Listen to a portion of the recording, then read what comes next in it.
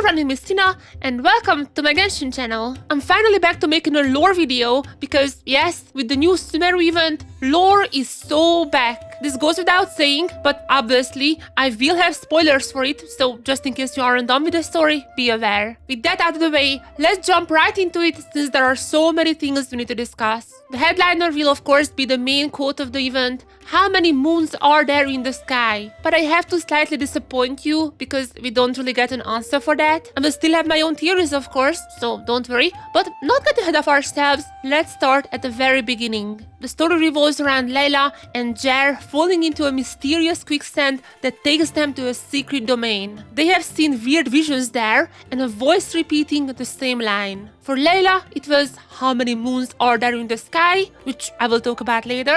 And for Jer, it was who did the Acheranaknat offend?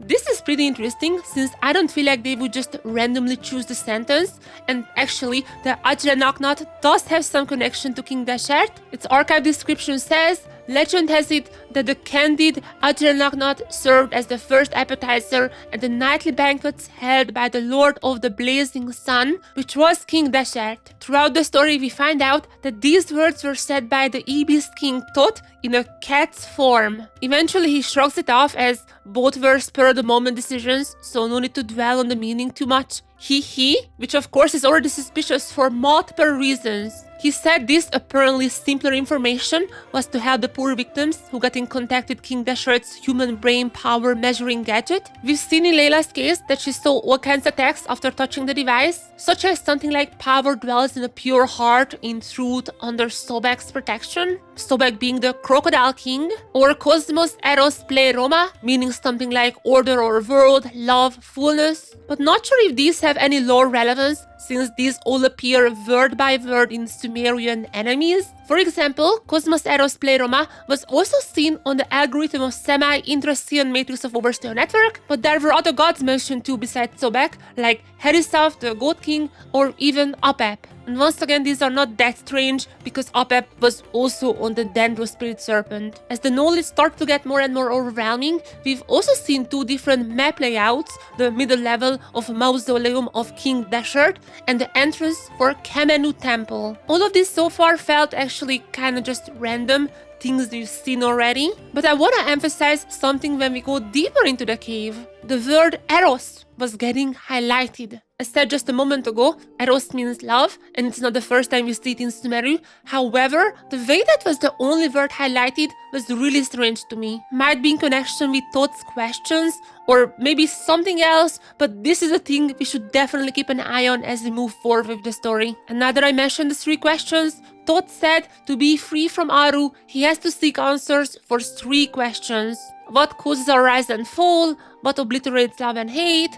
And what determines truth and falsehood? This for sure has big lore implications, and there are a few theories what the answers might be. One that could be an easy connection are the three gods who were sent to Aru. Sobek, the Crocodile King being the captain of captains, could be the cause for rise and fall of nations. The God King Herisaf being a trusted chancellor could be what obliterates love and hate through loyalty. And that leaves us with Thoth as what determines truth and falsehood, being a scribe, which fits him very well as we find out soon. But if we go for even crazier theories, it could maybe even have something to do with Celestia. Despite the fact there are only three questions, time could cause rise and fall, death can obliterate love and hate, life I guess is needed for all, and there is a space somewhere there too, but reason is definitely what determines truth and falsehood. Also lines up with how Celestia is trying to trick Tivet with the false sky and the false moon, as well as potentially Irminso manipulations. But to be fair, that might be a bit far-fetched, since Thoth was also tricking people. And this is a time when I have to talk about someone you all probably were waiting for me to talk about: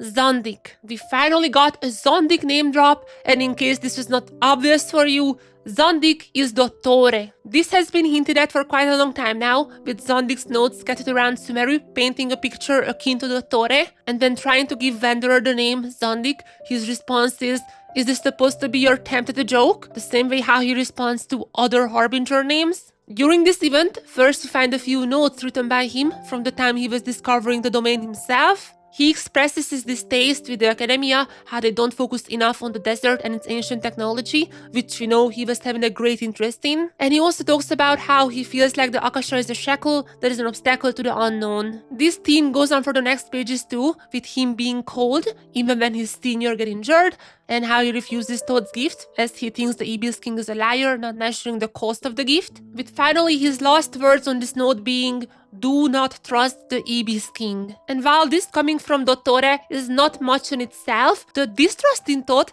is not necessarily ungrounded. Nefer herself said actually pretty much the same in the latest Archon quest. After Thoth gifting her the chest box, she talks about how his intention might not be pure in just wanting to help people to gain knowledge. She even mentions how these 3 gods, according to her, are all liars in the Moonwheel character description. And her answer to the question, what determines truth and falsehood, seems like simply was just that she doesn't believe in anything. She even accuses Thoth of using the Moonwheel as kind of like a spying device on her, just like Celestia does. However, Thoth is still trapped, he wasn't freed by these answers, so he says that either her answer was wrong, or maybe some of the 2 answers previously were wrong. Nonetheless, he's still waiting for Nefer to find the true answer, even if he's more or less came to peace with the fact he will forever be trapped. But again, all of this could be a lie by Thoth, since both Dottore and Nefer said that he cannot be trusted. And while those 2 are not that similar in character, as for Dottore's character,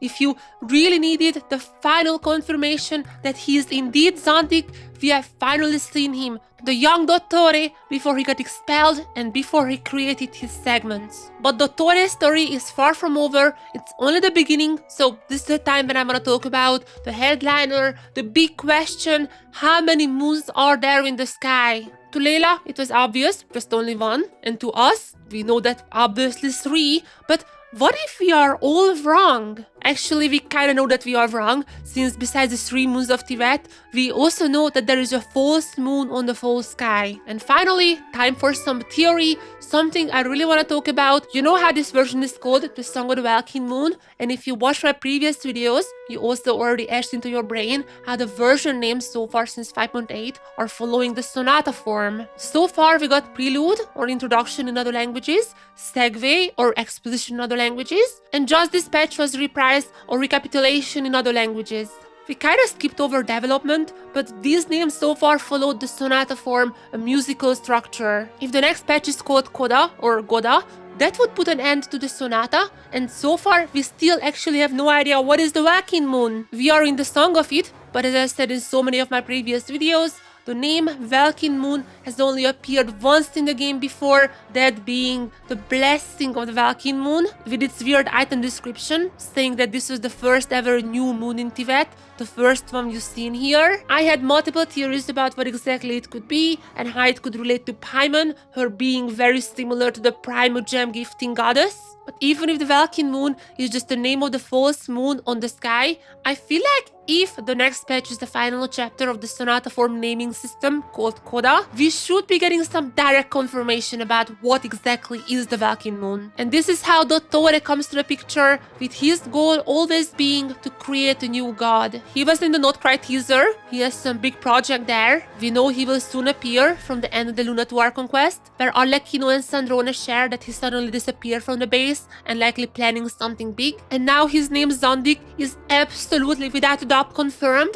These are not coincidences. He is coming soon. There is just so much more to learn. Obviously, him burning down Irmin's soul is another big mystery, which we just know will happen sometime in the future, according to the head of the writing team, Xiao Luhao. And Wanderer, or Scaramouche, also being in Not Cry, all pointing towards a big battle. But I also want to mention, not get your hopes up too much, since there is a pretty good chance we only get that storyline after Luna 3, or maybe even after Luna 4. We know that there will be a Luna 4 from the UGC roadmap, but nothing further than that. So could be we take a bit of a break now with Durin and potentially the witches, and we'll come back to the Sonata Forum, to Coda, and to the Song of the Valkyrie Moon after. I do think once we reach Coda, the final element of the Sonata, then more info about the Valkyrie Moon will be revealed, and only then we will move on to other stories.